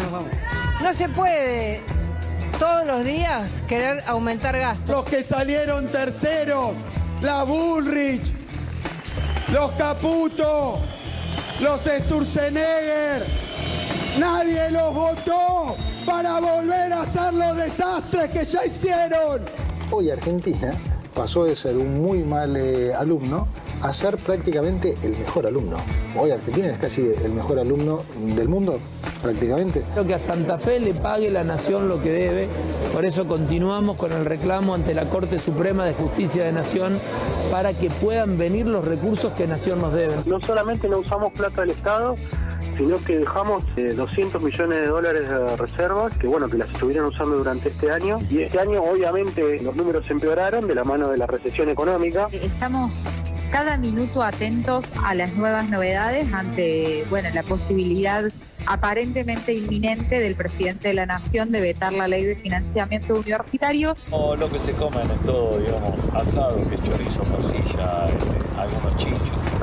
Había reuniones, yo no como. La verdad que me da vergüenza que vayan a celebrar que no les dieron 18.000 pesos por mes a los jubilados. Ayer, ¿cuánto dicen que pagó cada uno en esta puesta en escena? 20.000 pesos. Sí. Bueno, eso es lo que les llegaron a los jubilados. No termino de entender cuál es el paralelismo entre comer un asado, que de hecho lo pagamos entre todos. No sé cuál es el paralelismo que haces entre comer un asado y el jubilado. Bueno, acá vemos uno de los jubilados que fue vaciado, que se descompuso. Es terrible, la verdad, la violencia con la que actúa la policía. Si un trabajador no aportó, ese trabajador, claramente, ese trabajador porque no fue y denunció al empleador que no le hizo aportes. ¿Por qué lo echa, Franco? Se están empezando a ver los primeros síntomas del plan de Milei, que dijo, ¿no?, que él era un topo que venía a destruir todo desde adentro. ¿Qué te pasa, Iglesias? El único que vino es Waldo Wolf. Por favor, vos te no borraste. Vos sos un cagón, sos de acá nada más. Bien, las voces de la semana y vamos a repasar nuestra plataforma QR, las portadas que nos fueron guiando de los temas más importantes que discutimos en estos días. Bueno, el lunes, a la flauta, nos dijo Pablo Ibáñez, acá estamos viendo un flautista de Hamelin al revés, que a quienes consideraba ratas y se las tenía que sacar, llevarlas hacia el agua, en realidad las está convocando. ¿A qué se refería? A todo lo que tuvo que ver con la consolidación de esos 87 héroes, entre comillas por supuesto esto, que lo blindan frente a futuros vetos y sobre todo el veto de las jubilaciones. Esto venía del domingo, ¿se acuerdan ustedes? Del discurso de Javier Milei, a las 9 de la noche prime time, con muy baja audiencia. Bueno, también el lunes, y tiene que ver con ese anuncio, el ajuste infinito. Presentó el presupuesto y ¿qué dijo? Bueno, en nuestro presupuesto lo que va a ocurrir es que primero vamos a pagar todo nuestro gasto, después vamos a pagar la deuda y si sobra algo, ahí aumentamos. Pero si no, todo ajuste. Si no alcanza, se ajusta y después vemos cómo nos ocupamos. Y hay que recortar lo que hay que recortar. Ajuste infinito y más allá fue nuestra portada también del lunes. Martes, el Fondo del Mar. Hernán Lecher nos fue presentando las perlas del presupuesto 2025. Esas cosas escondidas, como por ejemplo, bueno, que algunas cosas que eran de gastos automáticos, que no entraban a discrecionalidad del gobierno, en realidad pasaban a ser discrecionales. Y entonces la educación, la ciencia y la tecnología, las universidades pasaban a ser recursos que se podían recortar si es que efectivamente las cuentas no daban. Nos vamos a ir al miércoles. El índice al por mayor del 2,1% que el gobierno celebró. Es el índice mayorista en la pelea que el gobierno tiene por tratar de bajar este número y la discusión sobre si esto va a traccionar hacia abajo los próximos números de inflación o lo va a mantener planchado, que es la preocupación que hoy se observa y que también tiene el gobierno. Nos vamos al jueves, efecto asado. No, esto el mismo miércoles, perdón. El mismo miércoles, claro, porque el martes a la noche había sido el asado en Olivos. El miércoles todo el impacto y todo el análisis de algo que, insistimos, le pegó hoy muy fuerte al gobierno y el gobierno lo sabe, razón por la cual empezó a tomar decisiones políticas, pero también de estrategia narrativa, de relato. Esa foto es una foto que va a quedar seguramente muy marcado, que va a marcar al gobierno por mucho tiempo. Y ahora sí, el jueves, volver al futuro, las políticas económicas del gobierno de Javier Milei, que en esas referencias, la patente, el dólar, el 1 a 1, la marca del auto. Bueno, volver al futuro, Hernán nos explicó que todas estas políticas, que esto ya se vio, que esto ya ocurrió. Y como vimos hoy, no solamente en la década del 90, sino también durante el plan económico de la dictadura, por plata dulce, y lo que efectivamente estábamos charlando sobre el decir del ministro Caputo en Rosario. Nos vamos a la mesa y quiero contarles que la mejor forma de empezar sus días es con Productos Pozo. Líderes en la producción de vainillas, magdalenas y budines, con más de 70 años en el mercado, presentes en cada desayuno o merienda, hace más ricos tus días con Productos Pozo. Pozo siempre te da más. Nos vamos a ir a la tanda, luego vamos a conversar, tenemos un club de la casta muy especial.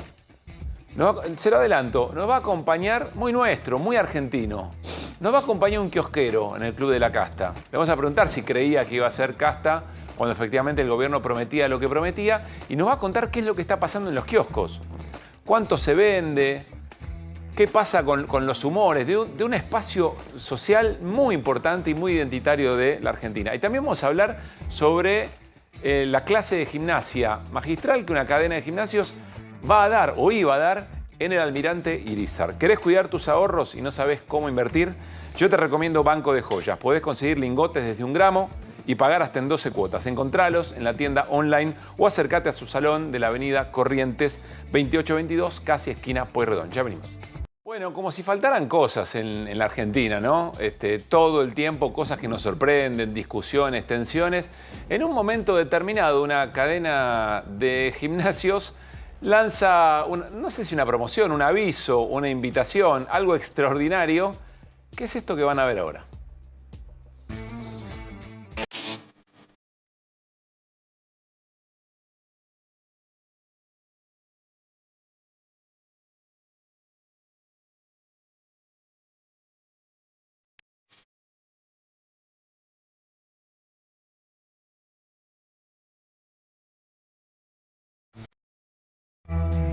No tengo muy bien claro qué es una masterclass de gimnasia, pero uno imagina mucha gente en una clase especial.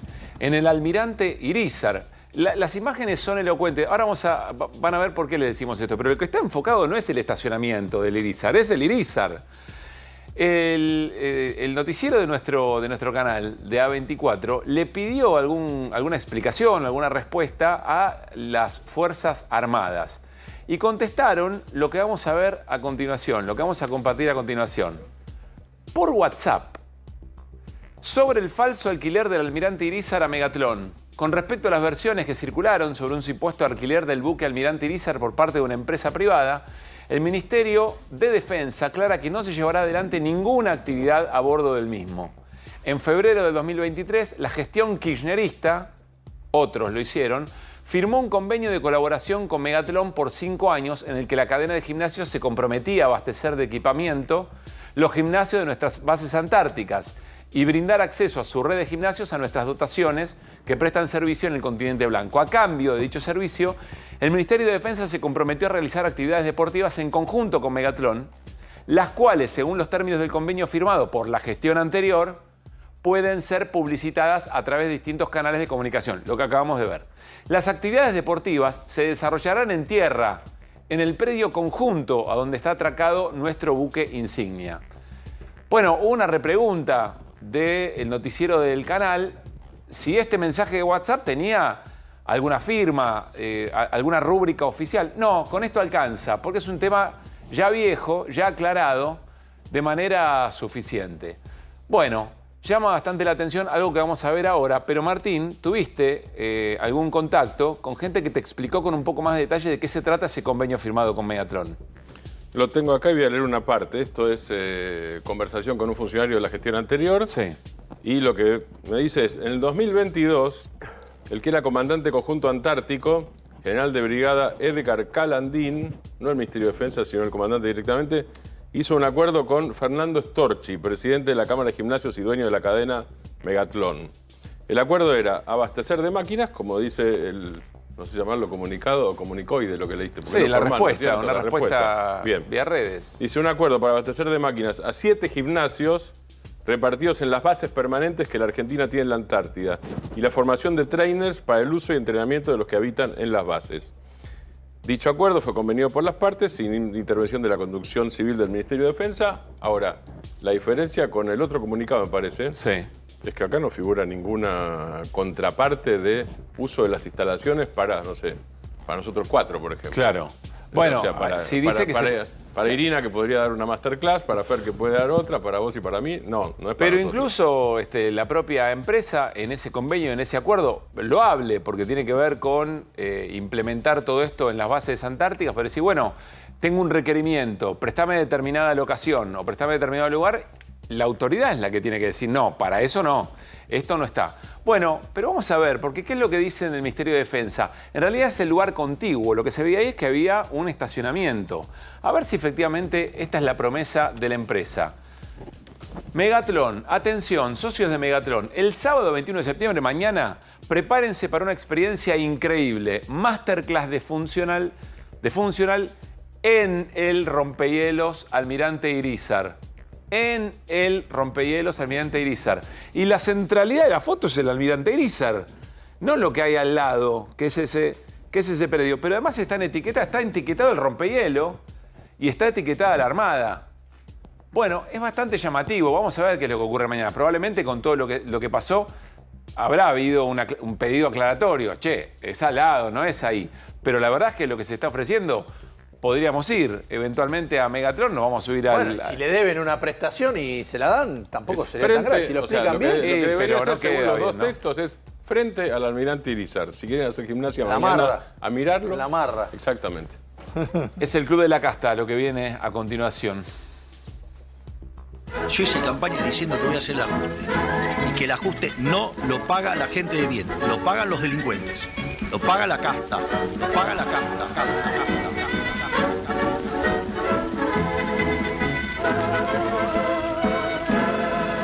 Saludo grande a la gente de Chacarita, los afortunados de esta noche. Bueno, Ernesto Acuña es nuestro nuevo integrante, el nuevo socio del Club de la Casta, fundado en 2023.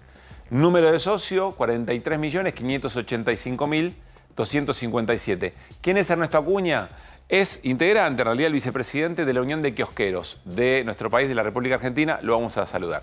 ¿Cómo anda, Ernesto? ¿Cómo te va? Muy buenas noches, gracias por venir. No, gracias a ustedes por la invitación. ¿Qué significa un kiosco para nuestra identidad argentina? Un kiosco es parte de la Argentina. Kioscos no hay en otras partes del mundo. Claro. Puede haber en Uruguay, pero no hay en ninguna parte del mundo. En Latinoamérica tienen otros nombres. Kiosco es bien argentino. Es una postal de la ciudad de Buenos Aires y lo mismo pasa en el interior. Lamentablemente empiezan a cerrar kioscos, empiezan a abrir kioscos de cadenas, o sea, 4 personas acá en la ciudad de Buenos Aires se repartieron, por ejemplo, a la capital, y cada colega, cada kiosquero de barrio que cierra, le abre, a veces en el mismo local, a veces al lado, un kiosco cadena, Y bueno, así estábamos, peleándola para no desaparecer, ¿no? ¿Qué está pasando con el consumo? Porque recién, en la semana Fer Cerolini nos mostraba que las cosas que más cayeron de consumo son esas cosas que primero recortás. ¿Cómo se está viendo este tiempo al frente? ¿Vos tenés un kiosco? Yo tengo un kiosco en Villurquiza, 26 años de kiosquero. ¿26 años? 26 ¿En dónde años está? de ¿Dónde está kiosquero. ubicado el kiosco? Olazábal, entre Barzana y Andonegui. De Olazábal y Triunvirato, 3 cuadras. ¿Y qué empezaste a ver en estos tiempos? Que no se vende nada. Lo que vemos es que este año fue una caída terrible. Pero a ver, tenemos 3 factores. Uno, la inflación. Nosotros cuando sube el nuevo gobierno en diciembre, la lista principal, yo diría que hay una marca que tiene el 70-75% de todos los productos que yo tengo en el kiosco. Sí. Me aumentaron de un día para el otro 50 y 60%. Y la parte de alimentos hasta un 100%. Esto es promediando diciembre, cuando asume el nuevo gobierno. A principio de mes ya había aumentado un 15%. Entonces, tuvimos el aumento de enero, febrero, marzo. A la gente, en 3-4 meses tenía que las cosas le salían el doble. Una gaseosa, un alfajor, todo lo que comprabas estaba al doble. Y seguía ganando lo mismo. Cuando no hay plata, la gente no compra. ¿Qué nos pasa? Que la gente no entra. Por otro lado, desde hace 2-3 meses, la inflación empezó a venir de vuelta. Venía bajando, pero julio, agosto, septiembre ahora viene subiendo. ¿Qué es lo que nos pasa a nosotros? No podemos trasladar los precios, porque si trasladamos quedamos caros, no vendemos, precisamos vender. Claro. Yo tengo mi kiosco todo puesto promociones, 1 por tanto, 2 por tanto, 3 por tanto. Preciso vender, preciso rotar, preciso que me entre plata para pagar los gastos, para vivir. Bueno, no hay consumo, hay inflación y por otro lado el cierre de comercio se viene cuando hay que renovar esos alquileres que vienen a veces medio atrasados, pero arranca un nuevo contrato ajustado por el IPC, por la inflación, y al colega le piden el doble. Entonces si venía peleándola, dice, bueno, ya está, cierro el kiosco y me voy a manejar un auto, se van a otros rubros. Martín. Ernesto, hablaste de 2 preguntas. Número 1, hablaste de alquileres. ¿Vos alquilás o sos propietario? Yo alquilo mi local. El 90% de los kioscos son alquilados. Yo te diría en las grandes ciudades más. Lo que se da a veces un poquito es el fenómeno de conurbano, algunas partes del interior, que la gente, ante la pérdida de trabajo, ante la necesidad de tener un ingreso, porque se le viene cayendo la economía, abre en un garage, a veces en un kiosco ventana, cada vez más kiosco. Hay barrios que vas al conurbano y ves en una cuadra 10 casas, 5 y la otra cosa, no sé, no recuerdo, ¿dijiste 23 o 26 años que hace que tenés el kiosco? Yo hace 26 años. Que 26 años, sí, o sea que las viviste, no te puedo decir todas, el Rodrigazo no, pero todas menos Rodrigazo, digamos que todas. ¿A qué podés comparar esta época si es que podés compararla con alguna? Mira, el último año de Macri fue bravo, hubo mucha recesión. Ese cambio de gobierno es como que, bueno, vino a cambiar un poco y a hacer un break, y el tema de la pandemia hizo que muchos kioscos cerraran porque, por ejemplo, vivían de un colegio, vivían de un organismo público, pero los kioscos de barrio trabajamos bastante bien porque no había nada abierto y la gente venía al kiosco. Entonces, el último año de Macri, y bueno, el 2001 me acuerdo que la pasé. Fue 2001, fue 2000, fue 99, o sea, no fue un año solo. Fueron los últimos 3 años que vos veías que la gente no tenía plata, que te pedía pifiado. O sea, ¿esto es comparable con esos años del 2001? La recesión, y esto sí. Es comparable con, claro, en términos de recesión. La recesión, sí. O sea, no hay un clima general, pero sí lo que hay es una falta de venta, gente que no tiene la plata, gente que te lleva un producto y te dice, ¿tanto sale? Claro. Y te digo, yo tengo más o menos precios accesibles, ¿no? Hay otros kioscos que obviamente pagan mucho más de alquiler, algunos que tienen empleados. Sí. Yo estoy con mi padre, nos vamos arreglando, laburo de lunes a domingo. Quedo pensando en la imagen social, porque el kiosco suele ser un lugar de alegría, donde van los pibes y la disputa es entre los pibes y la familia, saber qué se pueden llevar. Sigue siendo eso, o sea, el kiosco de barrio eso no lo va perdiendo. La gente viene, mi kiosco viene a la mañana, desayunan. Bueno, mi kiosco es histórico porque yo hago las juntadas para cambiar figuritas. Tengo como una visión y una expectativa social con el kiosco, trato de juntar a la gente, te dejan la llave porque va a venir mi hijo, te dejan lo que vos te imagines. Me va a llegar un paquete, déjalo en el Ernesto. Déjalo en el kiosco, siempre. Todo eso lo mantenemos y por eso creo que un poquito podemos sobrevivir, ¿no? Porque fuimos haciendo la clientela, otros colegas no pueden, son más nuevos, hay muchos kiosqueros nuevos que intentan, que hay gente que ha perdido el trabajo en este año. Claro. Entonces, lo primero que hace es probar un auto, un kiosco.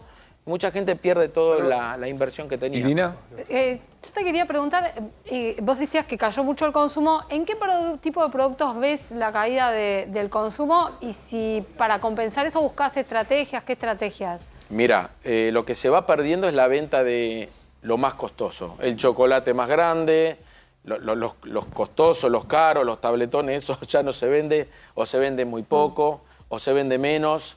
El chocolate medianito antes le venía ganando al bloquecito, hoy se vende ese. Y lo que veo abismal es el pase del cigarrillo.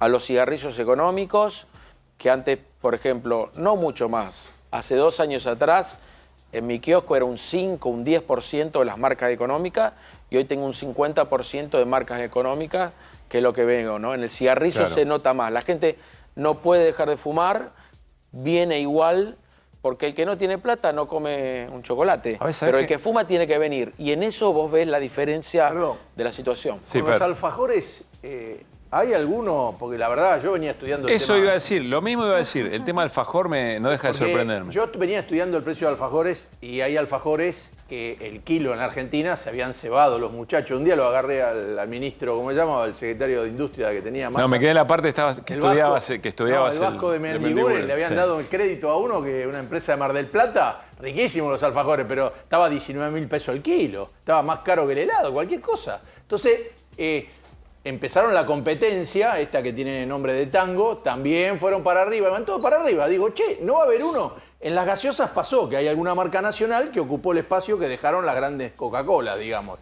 Sí. Pero en los alfajores, digo, ¿cuál va a ser uno que vaya para abajo? ¿Apareció alguno que bajó los precios? En los alfajores todo compite para arriba. No, los precios suben todos, no baja nada. Lo que hay a veces es algún reviente de mercadería de las grandes empresas, porque es verdad que no están vendiendo y te tiran una promoción esta semana con algún alfajor o con algún producto. Eso hay. Vencimiento corto, eso hay. Los alfajores hay de todo. Se siguen vendiendo los clásicos, se siguen vendiendo los baratos, los populares. Pero los populares y se venden también los otros. Por eso es lo que se venden también los otros. Los más caros se venden cada vez menos. Irina preguntó por el tema de productos que van bajando. Yo en este momento no tengo alfajores premium. Claro. Tengo los clásicos. Yo tengo una promo 2 alfajores triple a 2.000 pesos. Trato de estar en precio porque la experiencia del kiosquero me demostró que si me voy un poco arriba dejo de vender. Ahora, tampoco me puedo quedar porque me fundo. Entonces tenés que ir acompañando. Hubo muchos aumentos de gaseosas que bueno, a veces decís, lo aguanto una semana, lo aguanto 2 semanas. Ernesto, gracias por haber venido. No, a vos. Tristemente, bienvenido al Club de la Casta. Y veremos cómo sigue la cosa. Pero gracias por este rato. A ustedes. Que esté muy bien. Bueno, voy a ir a la mesa para ya el saludo con el equipo. Me quedé pensando en cómo habrá estudiado Cerolini el tema de los alfajores, ¿no? No, porque yo compro, lamentablemente, que no escuche el kiosquero, pero yo voy a los supermercados el día que hay oferta en golosina, te hacen 2x1 todo. Sí. Y no tengo ninguna duda. No lo puedo igualar. Ya sabemos a qué supermercado va, ya me imagino que compraste. No, yo defiendo mucho, hay uno, el toffee. Sí. A veces por precio llegan a un nivel y es bastante bueno. Qué grande, Fer. Bueno, tengan buen fin de semana. Feliz de la primavera, ¿eh? Igualmente. No perdamos la alegría y el juntarse. Del estudiante que somos nosotros. Sí, Pipo Chipolati. Y mañana, por supuesto, éxitos a quien se juega una parada brava. Bueno, nos vamos. Ya viene Mesa de 4. Y, por supuesto, el tema son los 100 días sin Logan. Así que quédense a prestar atención. Un equipo periodístico que ha trabajado con mucho respeto y sobre todo generando un interés muy importante para que avance de alguna u otra manera la causa. 100 días sin Loan, Mesa de 4, lo que siguen a 24. Chau.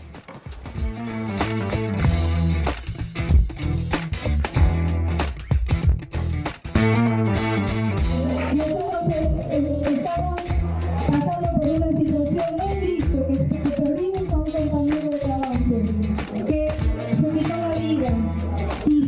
que no pudo pagar el alquiler, que estaba pasando por una situación de mucha presión en nuestro hospital, de mucha presión. Todo médico llegó a tomar una decisión, porque convenía si sentir solo. No tomaría solo este video, es una cantidad de elementos, memes, videos, construcciones, discursos que resultan de enorme preocupación porque tienen que ver con lo que en cualquier proceso que nos siga podemos observar como la primera etapa, que es deshumanizar al otro. Si Argentina cumple con lo que quiere hacer el presidente Milei, no hay ningún país en el mundo que los próximos 30 años va a tener más éxito que Argentina. Los desafíos... ¡Hijo de puta! La ciencia no se vende. La ciencia no se vende. Es probable que la salida sea buscar un quiebre de la empresa, pero solamente se va a lograr si primero le sacás la parte económica, que es lo que la sustenta, y después hay que entender que la empresa tiene un capital en aviones y una flota muy moderna de regional, muy moderna. Ahora Argentina es un buen alumno, entonces le va a ir bien. Por supuesto, si todos ustedes se convencen de esto, sacan sus dólares del colchón, se animan a invertir, le pierden el miedo al cuco del kirchnerismo. Entonces, sí, vamos a salir mucho más rápido. Caer en gracia a los dueños del poder real trae ventajas. Ayuda a trepar. Ese verbo no se lo olviden, ¿eh? Los que trepan y trepan y trepan, cuando llegan arriba, cuando están arriba, ¿qué cosa muestran? Mi abuela me lo enseñó eso. Arriba lo único que muestran es el trasero. Los vetos del presidente son para ordenar la economía. No se puede todos los días querer aumentar gastos. Los que salieron terceros, la Bullrich, los Caputo, los Sturzenegger, nadie los votó para volver a hacer los desastres que ya hicieron. Hoy Argentina pasó de ser un muy mal alumno a ser prácticamente el mejor alumno. Hoy Argentina es casi el mejor alumno del mundo, prácticamente. Creo que a Santa Fe le pague la nación lo que debe, por eso continuamos con el reclamo ante la Corte Suprema de Justicia de Nación para que puedan venir los recursos que Nación nos debe. No solamente no usamos plata del Estado, sino que dejamos 200 millones de dólares de reservas, que bueno, que las estuvieron usando durante este año. Y este año obviamente los números se empeoraron de la mano de la recesión económica. Estamos cada minuto atentos a las nuevas novedades ante, bueno, la posibilidad aparentemente inminente del presidente de la Nación de vetar la ley de financiamiento universitario. O lo que se comen es todo, digamos, asado, que es chorizo, morcilla, algunos chichos. Había reuniones, yo no como. La verdad que me da vergüenza que vayan a celebrar que no les dieron 18.000 pesos por mes a los jubilados. Ayer, ¿cuánto dicen que pagó cada uno en esta puesta en escena? 20.000 pesos. Sí. Bueno, eso es lo que les llegaron a los jubilados. No termino de entender cuál es el paralelismo entre comer un asado, que de hecho lo pagamos entre todos. No sé cuál es el paralelismo que haces entre comer un asado y el jubilado. Bueno, acá vemos uno de los jubilados que fue vaciado, que se descompuso. Es terrible, la verdad, la violencia con la que actúa la policía. Si un trabajador no aportó, ese trabajador, claramente, porque ese trabajador porque no fue y denunció al empleador que no le hizo aportes. ¿Por qué lo echa, Franco? Se están empezando a ver los primeros síntomas del plan de Milei, que dijo, ¿no?, que él era un topo que venía a destruir todo desde adentro. ¿Qué te pasa, Iglesias? El único que vino es Waldo Wolf. Por favor, vos te no borraste. Vos sos un cagón, sos de acá nada más.